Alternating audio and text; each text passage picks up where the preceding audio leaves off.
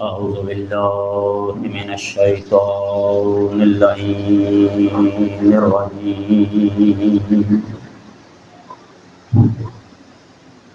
بسم الله الرحمن الرحيم. الحمد لله رب العالمين بارئ الخلائق أجمعين. الصلاة والسلام على سيد الأنبياء وخاتم النبيين حبيبنا وحبيب إله العالمين أبي القاسم محمد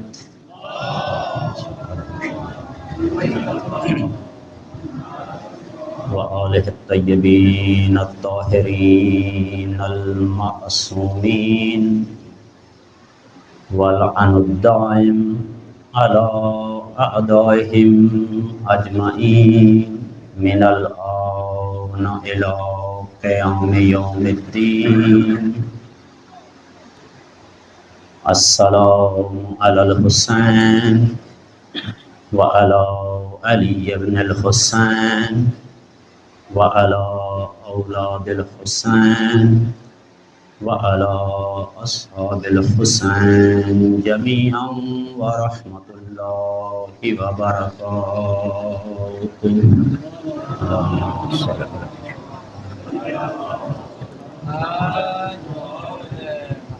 سامعین محترم، دعا ہے کہ پروردگار عالم آپ مومنین کا اس مقدس مقام تک چل کر آیا اپنی بارگاہ میں عبادت شمار فرمائے.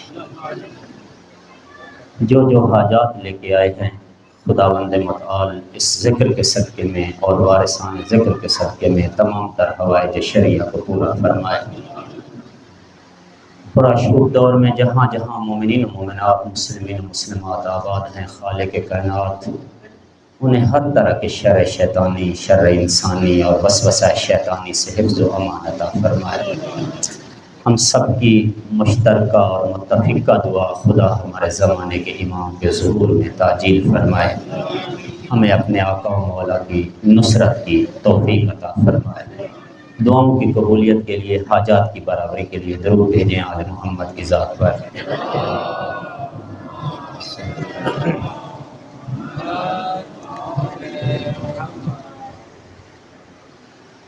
تسلیت اور تعزیت عرض کرتا ہوں اس معصوم امام کی شب شہادت کی مناسبت سے، اس مظلوم امام کی شب شہادت کی مناسبت سے کہ جن کو امامت ملی لیکن انتہائی مشکل اور سخت حالات میں امامت ملی. یعنی ائمہ کی فہرست میں کوئی امام ایسا نہیں کہ جس کو عصر عاشور کے جیسے حالات میں امامت ملی ہو.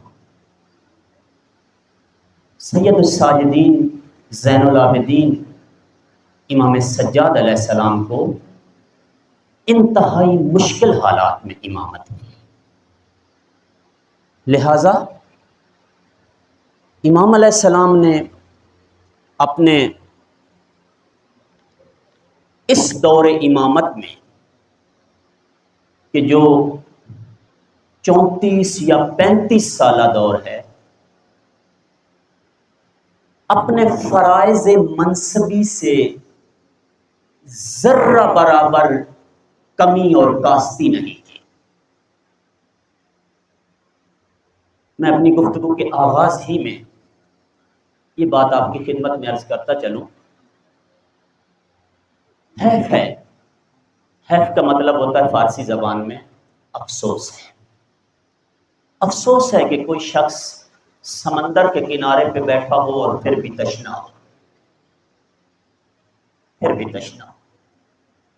خاندان نبوت وہ سمندر ہے علم و معرفت کا، وہ سمندر ہے معارف الہی کا، وہ مخزن اور معدن ہے علوم کائنات کا اور اسرار الہی کا۔ حیف ہے کہ ہم اس سمندر کے کنارے پہ بیٹھ کر ہم معارف اہل بیت سے، علوم آل محمد سے نہ بلد ہوں، نہ آشنا ہوں، ان کی تعلیمات کا ہمیں پتہ نہ ہو، ان کی سیرت کا ہمیں پتہ نہ ہو۔ آج ہم کیا کرتے ہیں، اپنے بچے کو جب اسکول میں ایڈمیشن دلوانے کا وقت آتا ہے کیا کرتے ہیں، ادھر ادھر سے پوچھتے ہیں، تلاش کرتے ہیں کون سا اسکول اچھا ہے۔ اسکول کی دیواریں اچھی نہیں ہوتی، اس کی لوکیشن اچھی نہیں ہوتی، اچھے اسکول سے مراد یہ ہوتی ہے کون سا اسکول ایسا ہے کہ جس کے اساتذہ اچھے ہیں، اور پھر کون سا اسکول اچھا ہے جو ہمارے بچوں کی اچھے انداز میں تربیت کرے۔ بینگ اے ٹیچر اینڈ معلم یہ ایک یونیورسل ٹروتھ ہے، پورے عالم میں کوئی اس کو ڈینائی نہیں کر سکتا، انکار نہیں کر سکتا۔ استاد جتنا اچھا ہو، اگر شاگرد میں لیاقت، قابلیت اور صلاحیت نہ ہو تو پیغمبر اعظم کے سامنے بیٹھنے والے لوگ بھی سبھی آپ کے عقیدے کے مطابق کامیاب نہیں ہوتے۔ رسول اعظم سے بڑا استاد کون؟ لہذا کیوں اچھے سکول میں داخل کرواتے ہیں؟ اس لیے کہ وہاں کے اساتذہ اچھے ہیں، اور جس سکول کے 14 کے 14 استاد منصوص من اللہ ہوں اور معصوم عن الخطا ہوں، اس سے بڑا سکول کائنات میں کہاں پہ ہے؟ مثال ایگزامپل آپ کی خدمت میں پیش کر، خدا کی قسم یہی جس سکول میں ابھی آپ بیٹھے ہیں، جس یونیورسٹی میں ابھی آپ بیٹھے ہیں، کائنات میں یہ یونیورسٹی اپنی مثال آپ ہیں۔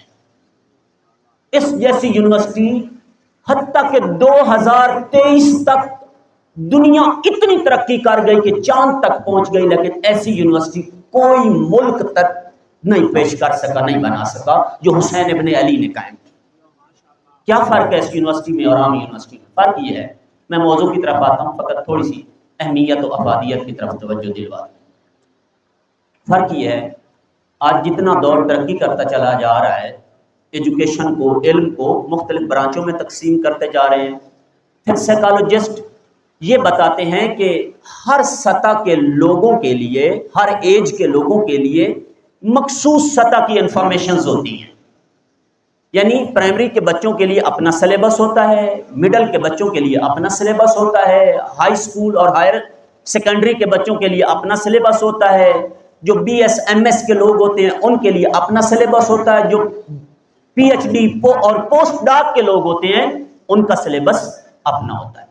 اور یہ سائیکالوجسٹ اور ایجوکیشنسٹ اس بات پہ متفق ہیں، خبردار آپ پرائمری یا مڈل کے بچے کو کبھی پی ایچ ڈی کا سلیبس پڑھائیں یا پی ایچ ڈی کے آدمی کو کبھی پرائمری کی باتیں ان کے سامنے کریں، ویسٹیج آف ٹائم ہے، اور بیان کرنے والے کی عقل پہ سوالیہ نشان ہے۔ لیکن خدا کی قسم یہی وجہ ہے کہ انہوں نے ایج کو مد نظر رکھتے ہوئے ادارے تقسیم کر دیے۔ چھوٹی سطح کے بچوں کو جن کی ایج کم ہوتی ہے ان کو اسکولوں میں لے جاتے ہیں، تھوڑے بڑے ہیں ان کو کالجوں میں لے جاتے ہیں، پھر یونیورسٹیوں میں لے جاتے ہیں کہ جہاں پہ اسکالر ہوتے ہیں۔ لہذا کائنات میں یہ واحد یونیورسٹی ہے جس میں آپ بیٹھے ہیں، کہ جس میں ایٹ دا سیم ٹائم 8-7 سال کے بچے بھی موجود ہیں، 70-80 سال کے بوڑھے بھی موجود ہیں، ایک بیان کرنے والا اور ذکر سنانے والا ذکر سنا رہا ہے، سبھی اپنی اپنی حیثیت کے مطابق سیکھ رہے ہیں، سبھی اپنی اپنی حیثیت اور نالج۔ اس جیسی یونیورسٹی دنیا میں کدھر ہے؟ گویا خاندان نبوت وہ معدن ہے، وہ مخزن ہے کہ جو اسرار الہی کے حامل ہیں۔ خدا شاہد ہے کہ ان کے ہر کام میں اسرار پوشیدہ ہیں، راز پوشیدہ۔ اسرار کا مطلب ہوتا ہے راز، سر، خودی کا سر نہاں لا الہ الا اللہ، راز پوشیدہ ہیں۔ مثلا معصوم کا کام عموماً لوگوں کی سمجھ میں نہیں آتا. ویسے معصوم اپنی بات جب کرتے ہیں اس قدر فصیح و بلیغ بات کرتے ہیں کہ ہر عام ذہن بھی اس کو سمجھ لے، لیکن بعض دفعہ معصومین ایسے افعال اور اعمال انجام دیتے ہیں کہ عوام الناس تو کیا خواص کو بھی سمجھ میں نہیں آتا. مثلا امام مجتبی کا صلح کر لینا، کس قدر لوگوں نے اعتراض کیے. خود شیعہ تو امیر المومنین امام کو آ کے کہتے تھے السلام علیکہ یا مذل المومنین، اے مومنوں کو ذلیل کرنے والے حسن تم پہ میرا سلام. مولا کے نیچے سے مسلح کھینچ لیتے تھے، چاقو سے حملہ کرتے تھے. یہ کیا ہوا کہ علی جس سے ساری زندگی جہاد کرتے رہے آپ نے جا کے ان سے صلح کر دی. معصوم کے کام کی چونکہ سمجھ اور دانست اور اسرار کار معصوم سے آگاہ نہیں ہوتے تھے، اعتراض کرتے تھے. امام رضا علیہ السلام نے صلح ولایت عہدی قبول کر لی. کس قدر لوگوں نے اعتراضات کیے، مولا فاسق حکومت کے لیے ولی عہد بن کے جا رہے ہیں، گویا ان کی حکومت کو مشروعیت دے رہے ہیں، تصدیق کر رہے ہیں کہ یہ خدائی حکومت ہے، یہ الہی حکومت ہے. چونکہ معصوم کے اسرار اور کار اور راز سے عام ذہن نہیں درک کر سکتا، بعد میں پتہ چلا کہ امام رضا علیہ السلام کا ولایت عہدی قبول کرنا یعنی ہمیشہ کے لیے ایران کو تشیع کا پائیگاہ اور کیپٹل بنانا تھا.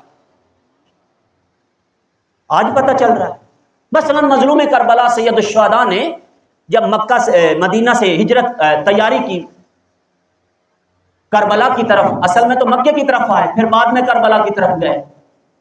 سبھی کہہ رہے تھے کہ یا حسین، مگر آپ ان کوفے والوں کو جانتے نہیں ہیں کہ یہ کون لوگ ہیں.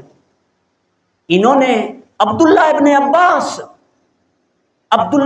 عباس جو شاگرد امیر المومنین تھا، مولا کے پاس آ گیا، بڑے بنی ہاشم آ گئے. انہوں نے آ کے کہا کہ آپ جانتے نہیں ہیں کہ کوفی کون ہے. انہوں نے آپ کے بھائی امام حسن کی بیعت کر کے توڑ دی، انہوں نے آپ کے بابا امیر المومنین کی بیعت کر کے توڑ دی. آپ کی تو ابھی بیعت ہی نہیں کی، آپ ان کے خطوط کے سہارے مدینہ چھوڑ کے کوفہ جا رہے ہیں. مولا نے فرمایا جو میں جانتا ہوں، میں امام زمان ہوں یا تم امام زمان ہو. انہوں نے کہا آپ امام زمان ہوتے رہیں، لیکن جو زمینی حقائق ہیں وہ یہی بتا رہے ہیں کہ یہ کوفی لا یوفی، وفا نہیں ہے ان میں. مولا نے فرمایا نہیں، میں نے جانا ہے. ان کی سمجھ میں بالکل نہیں آ رہا تھا کہ مولا کیا کرنے جا رہے ہیں. لہذا انہوں نے کہا ٹھیک ہے آپ جائیں، لیکن یہ خانوادے اور خواتین کو اور بچوں کو نہ لے کے جائیں. امام نے فرمایا نہیں، یہ بھی میں نے ساتھ لے کے جانا. آج چھوٹے سے بچے سے پوچھ لیں کہ کیا امام کا بچوں اور خواتین کو ساتھ لے کے آنا عقل کے مطابق درست فیصلہ تھا یا غلط؟ وہ بچہ کہہ دے گا درست فیصلہ تھا. کیوں؟ اس لیے کہ کربلا میں اگر خواتین اور بچے حسین علیہ السلام کے ساتھ نہ ہوتے، حسین کا قتل بھی اسی طرح گم ہو جاتا تاریخ میں جیسے دوسرے ائمہ کا قتل گم ہو گیا ہے. کس نے حسین علیہ السلام کے شہادت کو تاریخ کے کانوں تک پہنچایا اور دنیا کو بتایا کہ حسین کیسے شہید ہوئے ہیں؟ خواتین نے، بچوں نے، اسیران شام نے. جہاں جہاں وہ کہتے تھے باغی مارے ہیں، وہیں زینب کبریٰ فرماتی تھی خطبہ دے کے ان سے پوچھو میرے بھائی کا گلا کاٹا کس وقت ہے؟ جب سجدے میں تھا. خدا کی قسم مصائب نہیں پڑھنے جا رہا ابھی. شام وہ جگہ تھی کہ جس کو امیر المومنین علی فتح کرنا چاہتے تھے لیکن نہ کر سکے. حسن مجتبی، یہاں تک کہ علی علیہ السلام شہید ہو گئے، آخری مرتبہ جس رات شہید ہوئے ہیں اس رات بھی مولا کی تیاری تھی کہ اگلے دن مولا نے پھر ایک دوبارہ صفین قائم کرنی تھی. امیر شام کے مقابلے میں لشکر تیار تھا کہ 19 ماہ رمضان کو مولا کو جو ہے ضرب لگ گئی. گویا امیر المومنین چاہتے تھے شام کو فتح کریں لیکن نہ کر سکے. حسن مجتبی چاہتے تھے شام کو فتح کریں لیکن نہ کر سکے. حسین علیہ السلام چاہتے تھے شام کو فتح کریں لیکن نہ کر سکے. شام کو کس نے فتح کیا؟ زینب کبریٰ نے. زینب نے یزید سے منوایا، سید سجاد نے یزید سے منوایا کہ یزید کو کہنا پڑا کہ زین العابدین خدا لعنت کرے ابن مرجانہ پر جس نے آپ کے بابا کو بے گناہ قتل کیا. زینب نے شام فتح کی. جو کام علی المرتضیٰ نہ کر سکے، حسن مجتبیٰ نہ کر سکے، حسین الشہید بے ارض کربلا نہ کر سکے، زینب کبریٰ کر گئی. کیا یہ فیصلہ درست نہ تھا کہ بچوں کو امام ساتھ لے کے آئیں؟ معصوم کا کام عام افراد کی فکر سے بہت بلند ہوتا ہے، بہت بلند. میں نے کہا کہ کربلا میں بچوں کا ساتھ لے آنا بالکل منطقی، عقلی اور فکری طور پر ایک درست فیصلہ تھا، لیکن یاد رکھیں میں اپنی دانست کے مطابق آپ سے عرض کر رہا ہوں.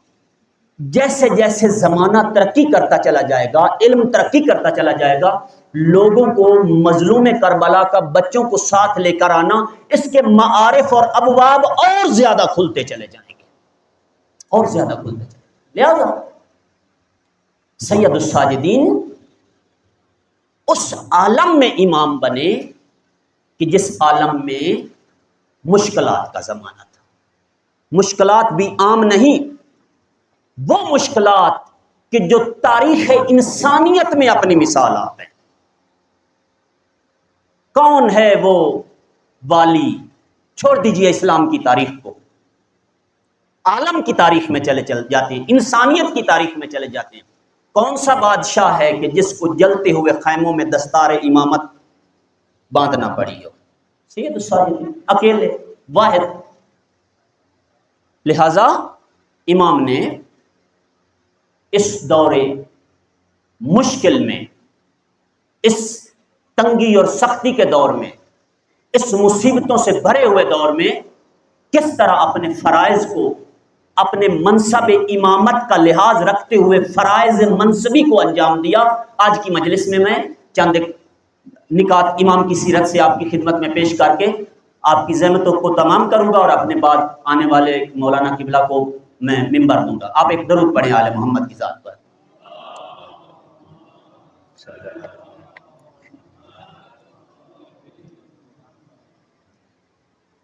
امام علیہ السلام اسی ہدف پر ثابت قدم رہے جس ہدف کی کوشش جناب آدم سے ہوئی تھی.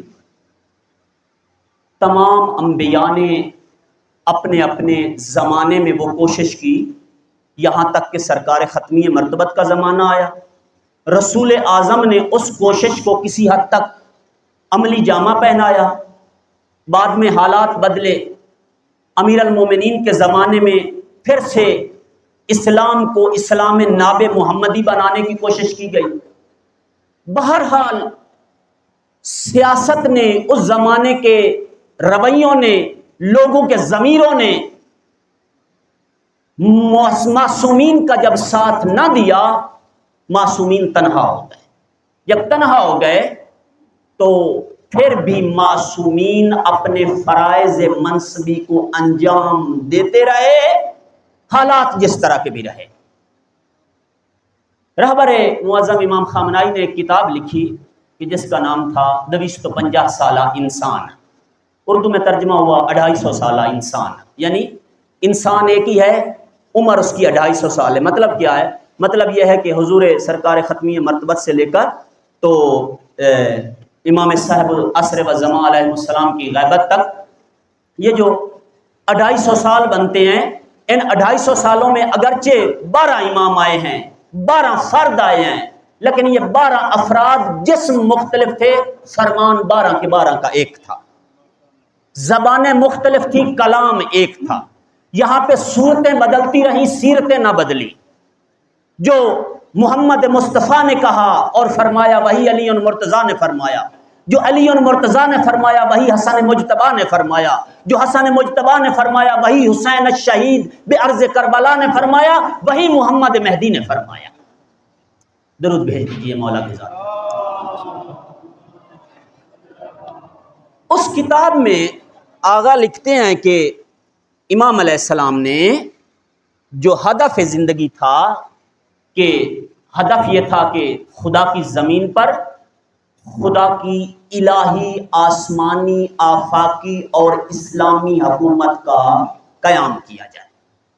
تمام معصومین کی زندگی کا جب ہم الٹیمیٹ گول نکالتے ہیں، وہ نقطہ نکالتے ہیں کہ جس نقطے کے گرد ان کی ساری زندگی پھرتی رہی اور ان کوشش کرتے رہے، اسٹرگل کرتے رہے، وہ سنگل پوائنٹ یہ ہے کہ اللہ کی زمین پر اللہ کی حکومت کو قائم کیا جائے۔ یہ تھی کوشش۔ اب جیسے جیسے باطل کے نمائندے اپنی اسٹریٹجی بدلتے تھے، ویسے ویسے وارثان حق اپنے طریقہ کار کو بدل لیتے تھے۔ پہلا کام جو امام سجاد علیہ السلام نے کیا وہ یہ کہ اس تنگنا اور اس سیاسی مشکلات اور سیاسی پریشر کے اندر رہتے ہوئے خط ولایت کو اور خط امیر المومنین کو زندہ رکھا۔ ابھی میں صاحب نہیں پڑھوں گا، لیکن ایک واقعہ بازار شام کا عرض کرتا ہوں۔ جب مولا کو بازار شام لایا گیا تو ایک شخص بڑا خوش تھا اور اونچی اونچی آواز میں یہ کہہ رہا تھا کہ اے باغیو، اے علی کی اولاد، اچھا ہوا نا کہ تمہارے ساتھ یہی ہونا چاہیے تھا جو ہو گیا۔ اچھا ہوا تمہارے سارے مرد مارے گئے، تمہاری خواتین قیدی ہو کے بازاروں میں آ گئی، بہت اچھا ہوا۔ سید سجاد کے کانوں پر اس کی آواز پہنچی۔ مولانا نے اس کو فرمایا ذرا میرے قریب آ۔ مولانا نے فرمایا مسلمان ہو؟ کہا ہاں مسلمان۔ مولانا نے فرمایا قرآن پڑھے ہوئے؟ کہا ہاں پڑھے ہوئے۔ مولانا نے فرمایا قرآن مجید میں پڑھا انما یرید اللہ لیذھب عنکم الرجس اہل البیت ویطہرکم تطہیرا؟ کہتا ہاں۔ کہا پتہ ہے وہ اہل بیت کون ہے؟ کہا نہیں۔ مولانا نے فرمایا میں وہ اہل بیت ہوں، یہ بیویاں اہل بیت ہیں، یہ جو سر نو کے نیزہ پہ سوار ہے یہ اہل بیت۔ مولانا نے فرمایا قرآن میں یہ پڑھا ہے کہ کل اسألکم علیہ اجرا الا المودۃ فی القربى، کہ اے محمد مصطفیٰ کے صحابیوں، اے امت مصطفیٰ، میں مصطفیٰ تم سے کوئی اجر رسالت نہیں لیتا مگر یہ کہ میرے قربا کے ساتھ مودت رکھنا۔ کہا ہاں پڑھا ہے۔ کہا پتہ ہے وہ قربا مصطفیٰ کون ہے؟ کہا نہیں۔ مولانا نے فرمایا وہ ہم ہیں قربا مصطفیٰ۔ مولا بتاتے گئے، آیتیں سناتے گئے، آیتیں سناتے گئے۔ وہ وقت آیا کہ وہ بندہ بے سختہ بول اٹھا، کہتا ہے خدا لعنت کرے یزید پر اور یزید کی فوج پر، اس حکومت پر جنہوں نے خاندان نبوت کو شہید کر کے ان کو بیویوں کو بازار میں لے کے آ گئے۔ اس طرح سید الساجدین نے مشکل سے مشکل ترین حالات میں خط ولایت کو ثابت اور زندہ رکھا، اور قدم قدم پہ اپنے اہل بیت ہونے کا اظہار کیا، لوگوں کو بتایا اور بتایا کہ ہم وہ حقیقت میں وارث مصطفیٰ ہیں کہ جن کو خدا نے محمد عربی کے بعد وارث حکومت و خلافت قرار دیا ہے۔ یہ ہمارا حق ہے جو انہوں نے چھین لیا ہے۔ لہذا پہلا کام جو میرے مولا نے کیا وہ اس تنگ حالات میں اہل بیت کو بچایا اور خط ولایت کو بچایا اور اسلام ناب محمدی کی اصل تبلیغ کو زندہ رکھا۔ علامہ مجلسی علیہ رحمہ فرماتے ہیں سید الساجدین نے ایک دفعہ اپنے ایک صحابی سے فرمایا کہ گویا ابو حمزہ سمالی تھے کہ وہ زمانہ آ گیا ہے کہ اگر میں خاموش رہتا ہوں تو لوگ کہتے ہیں کہ واہ ایسے ڈر گئے اہل بیت کہ اب زبان بھی کٹ گئی ہے ان کی، اب نہیں بول سکتے، خاموش رہتے ہیں۔ اور مولا فرماتے ہیں اگر خاموشی کو توڑتا ہوں اور کوئی حدیث سناتا ہوں اپنے نانا کی حدیث تو میرا مذاق اڑاتے ہیں۔ یہ زمانہ تھا سید الساجدین کا۔ اگر خاموش رہتا ہوں تو کہتے ہیں کہ اہل بیت ختم ہو گئے، خاموش ہو گئے، اور اگر بولتا ہوں اور حدیث مصطفیٰ بیان کرتا ہوں تو میرا مذاق اڑاتے ہیں۔ گویا علامہ مجلسی لکھتے ہیں کہ ایک مجلس میں جب سید الساجدین نے ایک حدیث بیان کی، ایک شخص نے کھڑے ہو کے جھٹلا دیا، کہا تم جھوٹ بول، الیاذ باللہ۔ ان زمانوں سے اور ان حالات سے اور ان اوقات سے تشیع گزر کر آپ تک پہنچی ہے مومنین۔ اس کی قدر کیجیے، اس کی قدر کیجیے۔ معصومین نے آپ تک تشیع کو، ولایت کو اور اس پیغام رسالت و نبوت و توحید کو پہنچانے کے لیے بہت زحمتیں اٹھائی ہیں، واللہ بہت زحمتیں اٹھائی ہیں۔ ہمارا جو دین پہ لگا کچھ نہیں، اس لیے ہمیں دین کی اہمیت کا احساس نہیں ہے کہ یہ دین کتنا اہم ہے۔ دین کی اہمیت کا اندازہ کرنا ہے تو خاندان نبوت سے پوچھیں کہ کتنا دین اہم ہے، کس قدر دین اہم ہے۔ دوسرا نقطہ عرض کر کے میں منبر دوں، سید زادہ تشریف فرمائیں اور میں زیادہ انتظار نہ کروں۔ دوسرا کام جو امام علیہ السلام نے کیا، اخلاقیات پہ کیا۔ اخلاقی اعتبار سے حالت یہ ہو گئی تھی، تاریخ آپ پڑھ کے دیکھیں، اخلاقی اعتبار سے حالت یہ ہو گئی تھی کہ مولا کے گھریلو حالات کا بھی اس کو پتہ چلتا رہتا تھا کہ اب کیا کرتے ہیں، اب کیا کر رہے ہیں، اب کیا کر رہے ہیں۔ یہی وجہ تھی جو لوگ حضرت مختار کی حکومت پر تنقید کرتے ہیں، یہی وجہ تھی سید الساجدین نے فراست ربانی کے پیش نظر مختار کی حکومت کی اور مختار کے قیام کی تائید نہ کی۔ مولا سمجھ رہے تھے کہ اگر میں مختار کے قیام کی تائید کر دوں، باطل کو پتہ چل جائے گا کہ یہی وہ دروازہ ہے جو سید الساجدین کی مدد کر رہا ہے۔ اگر مولا قیام مختار کی تائید کر دیتے، قیام مختار تو آگے چل کے سرنگوں ہو ہی گیا تھا، اللہ کی زمین پر شیعت نام کی کوئی چیز نہ رہ جاتی۔ مختار کو نابود کرنے کے بعد سید الساجدین کے سر پہ آتے، سید الساجدین کے بعد وہ جو 5-6 لوگ میں نے ابھی آپ کی خدمت میں عرض کیا، روایت بتاتی ہے ان 5-6 کو ختم کر کے زمین سے شیعت کا ہمیشہ کے لیے خاتمہ ہو جاتا۔ یہ وجہ تھی کہ امام تقیہ کر رہے تھے۔ نہ عبداللہ بن حنظلہ غسیل الملائکہ کے قیام کی امام سجاد نے تائید کی، اور نہ ہی مختار کے قیام کی امام سجاد نے تائید کی، کیونکہ مولا جانتے تھے کہ کیا ہونے والا ہے، میں اگر تائید کر دوں تو نتیجہ کیا نکلنے والا ہے۔ لہذا امام نے ایک نئی اسٹریٹجی اپنائی۔ خدا کی قسم یہ کام فقط امام کر سکتا ہے۔ امام نے توحید بیان کرنے کے لیے اور اہل بیت کی فضیلت اور اہل بیت کی مظلومیت بیان کرنے کے لیے ایک نیا طریقہ اپنایا۔ توحید بیان کرنے کے لیے امام نے دعاؤں کا سلسلہ شروع کیا۔ اب کوئی دعا مانگ رہا ہو، کسی نے کیا اس کو جا کے کچھ کہنا ہے، دعا مانگ رہا ہے، اب اس کو کیا کہیں۔ ہمارے استاد نے ہمیں کہا کہ تہران میں ہم ایم فل کی کلاس میں بیٹھے تھے، انہوں نے کہا کہ امریکہ کو آپ پر پوری دنیا کی حکومت دے دیں اور پھر کعبہ میں اور مسجدوں میں جس جس جگہ پہ بیٹھ کے عبادت کریں، امریکہ آپ کو کچھ نہیں کہے گا۔ تو آپ دعا مانگ رہے ہیں، ان کو کیا ہے، حکومت ان کو چاہیے، وہ آپ نے ان کو دے دی۔ مولا کو پتہ تھا ان کو حکومت چاہیے، وہ مل گئی، دعا کے لیے کچھ نہیں کہیں گے۔ امام نے دعا کی شکل میں توحید بیان کی۔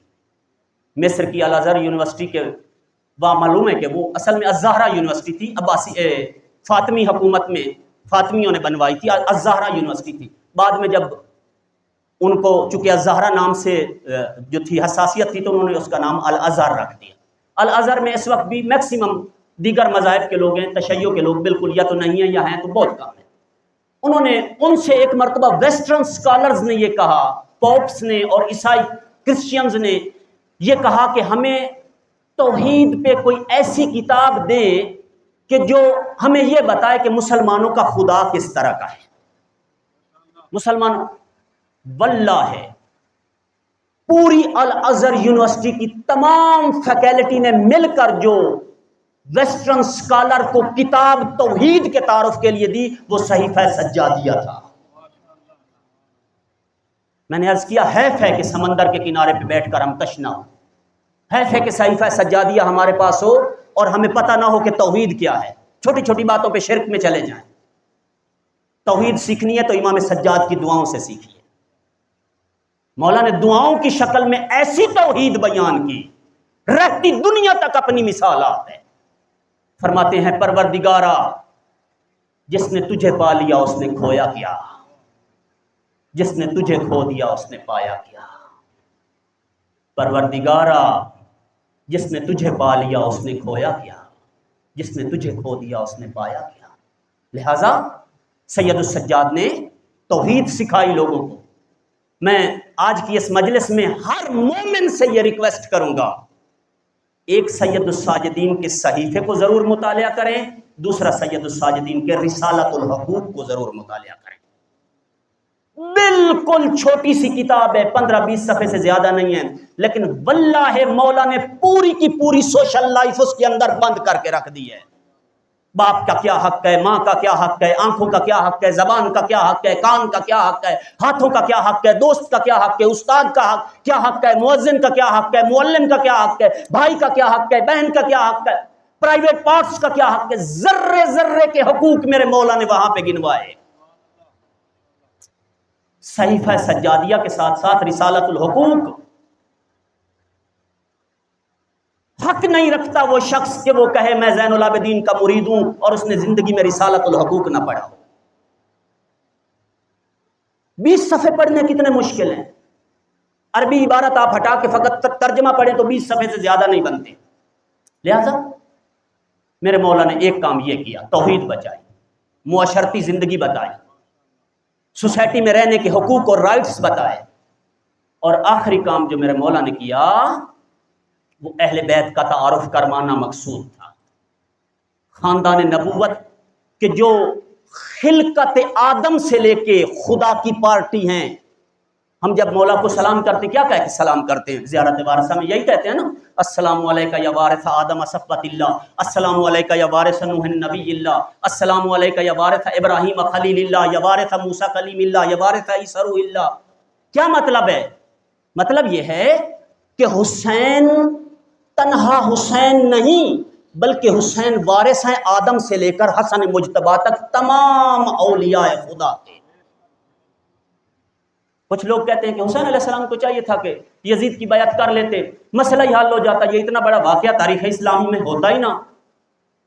اے میرے بھائی، یہ آپ کی دانست ہے، حسین کی دانست یہ نہیں تھی جو آپ سمجھ رہے ہیں۔ حسین جان رہے تھے کہ میں اپنا ہاتھ کیسے یزید کے ہاتھ میں دوں، کیونکہ یہ ہاتھ میں حسین کا تنہا ہاتھ نہیں، بلکہ اس ہاتھ کے اوپر حسن مجتبی کا ہاتھ ہے، اس کے اوپر امیر المومنین کا ہاتھ ہے، اس کے اوپر محمد مصطفیٰ کا ہاتھ ہے، اس کے اوپر عیسیٰ کا ہاتھ ہے، موسیٰ کا ہاتھ ہے، یعقوب کا ہاتھ ہے، ایوب کا ہاتھ ہے، یونس کا ہاتھ ہے، زکریا کا ہاتھ ہے، یحییٰ کا ہاتھ ہے، ابراہیم کا ہاتھ ہے، یہاں تک کہ آدم اور نوح کا ہاتھ ہے، اور ان کے اوپر خدا کی توحید ہے۔ حسین کربلا میں اکیلے تھے، اور وہ ہاتھ جو حسین سے بیعت کا تقاضا کر رہا تھا وہ بھی شام کے اندر اکیلا نہ تھا، بلکہ یزید کے ہاتھ کے اوپر، اس کے بعد کے اوپر ابو جہل و ابو لہب کا ہاتھ تھا، اس کے اوپر فرعون کا اور شداد کا اور نمرود کا ہاتھ تھا، اس کے اوپر شیطان کا ہاتھ تھا۔ حسین کربلا میں اپنا ہاتھ یزید کے ہاتھ میں دے دیتے، گویا ایسے ہی تھا کہ جیسے خدا شیطان کے مقابلے میں شکست کھا گیا ہو۔ حسین کا ہاتھ کربلا میں تنہا تھا کہ جو یزید کے ہاتھ میں دے دیتا۔ یہ ایک فہرست ہے، یہ ایک سیریز ہے، ایک لڑی ہے جو نمائندگان حق کی ہے کہ چلتے چلتے حسین علیہ السلام تک پہنچے، چلتے چلتے امام سجاد۔ لہذا ضروری تھا سید الساجدین ان وارثان حق کا تعارف کروائیں۔ کیسے کرواتے تھے تعارف؟ میں نے عرض کیا کوئی مجلس کرنا مقصود نہ تھا، مقصود تھا لیکن کروانے نہیں دیتے تھے، کلاس نہیں پڑھانے دیتے تھے امام سجاد کو۔ 4 لوگ اکٹھے ہو جاتے تھے تو فوراً جاسوسی کا نیٹ ورک وہاں تک پہنچ جاتا تھا، یہ لوگ ادھر کیا کرنے آئے؟ امام سجاد نے ایک نیا طریقہ اختیار کیا، اور وہ یہ طریقہ تھا جیسے ہی کوئی منظر میرے مولا کی آنکھوں کے سامنے آتا مولا رونے لگ جاتے، جب کوئی پانی پیش کرتا تو مولا رونے لگ جاتے۔ پانی پیش کرنے والا عرض کرتا آقا پانی کو دیکھ کے بھی کوئی روتا ہے؟ مولا فرماتے آپ کو کیا پتا، میرا بابا 2 دریاؤں کے درمیان پیاسا شہید ہو گیا۔ جب کبھی پھوپھیاں سامنے آتی تو رونے لگ جاتے۔ کسی نے کہا سید الساجدین کبھی بازار میں جاتے تو بازار کا ماحول دیکھ کر رونے لگ جاتے۔ کسی نے کہا مولا کب تک رو گے، کب تک رو؟ مولا نے فرمایا کہ عبد خدا تو نے انصاف نہیں کیا، یعقوب کا ایک یوسف جدا ہوا تھا اتنا روئے یعقوب، اتنا روئے یعقوب، اتنا روئے یعقوب۔ قرآن فرماتا ہے وَابْيَضَّتْ عَيْنَاهُ مِنَ الْحُزْنِ، ان کی آنکھیں حزن سے اور غم سے سفید ہو گئی تھی۔ کہا 11 بیٹے ابھی یعقوب کے پاس باقی تھے، میں نے اپنی آنکھوں سے اپنے قطار بھائیوں کی اور 18 بنی ہاشم کی لاشیں زمین پہ تڑپتی ہوئی دیکھی۔ میں نہ رہوں، میں نہ رہوں جس کی آنکھوں کے سامنے اس کی پھوپھیوں کے پردے اور چادریں چھن گئی، میں نہ رہوں جس کی چھوٹی بہن کے کانوں سے بالیاں چھین لیں اور اس کے منہ پہ تماچے مارے۔ تو نے انصاف نہیں کیا۔ جو بھی منظر دیکھتے تھے رو پڑتے تھے، جو بھی منظر دیکھتے تھے رو پڑتے تھے۔ بازار میں گئے، قصاب پہ نظر پڑی، قصاب گوشت بیچ رہا تھا، مولا اس کے پاس رک کے فرمایا قصاب یہ بتا اس جانور کو ذبح کرنے سے پہلے پانی پلایا تھا؟ اجرکم علی اللہ، اجرکم علی اللہ۔ اس نے کہا آقا میں مسلمان ہوں، آپ کے نانا کی شریعت پہ عمل کرتا ہوں، شریعت مصطفیٰ میں لکھا ہے جب بھی جانور کو ذبح کرو اس کو پہلے پانی پلاؤ۔ اس کا یہ کہنا تھا، یہ سید الساجدین زار و قطار رونے لگ گئے۔ اس نے کہا مولا مجھ سے کوئی گستاخی ہو گئی؟ امام نے فرمایا گستاخی نہیں، کوئی واقعہ یاد آ۔ کہا کیا واقعہ؟ کہا میرے اصغر بھائی کو 2 بوند پانی پلانے کے لیے میرے بابا اٹھا کے لے گئے تھے، لیکن پانی کے بدلے ایسا تیر میرے بھائی کے گلے پہ چلا، اگر میرے بابا کا بازو نہ ہوتا جدھر تیر جاتا ادھر صغیر چلا جاتا، ادھر صغیر چلا جاتا۔ اجرکم اللہ، اجرکم اللہ۔ بس 11 محرم کی رات 2 روایتیں ہیں، ایک روایت میں ہے 11 محرم کی رات، ایک میں ہے 12 محرم کی رات، ایک میں ہے 13 محرم کے دن۔ جب بنی اسد کے لوگ شہداء کی لاشیں دفن کرنے کے لیے کربلا میں آئے تو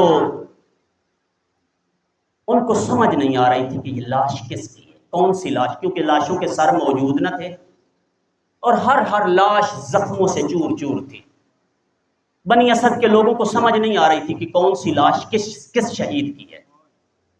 امام سجاد اعجاز امامت سے وہاں پہنچے، مولا نے فرمایا بنی اسد والوں میں تمہاری مدد کرتا ہوں لاشوں کی شناخت میں۔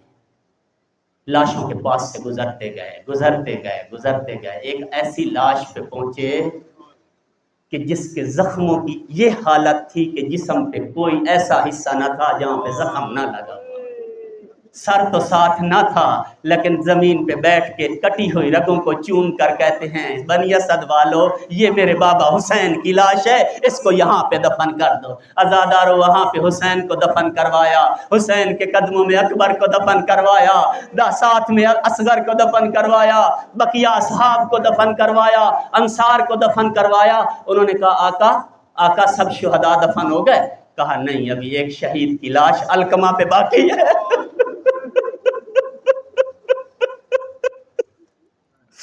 دریا کے کنارے ایک شہید کی لاش باقی ہے۔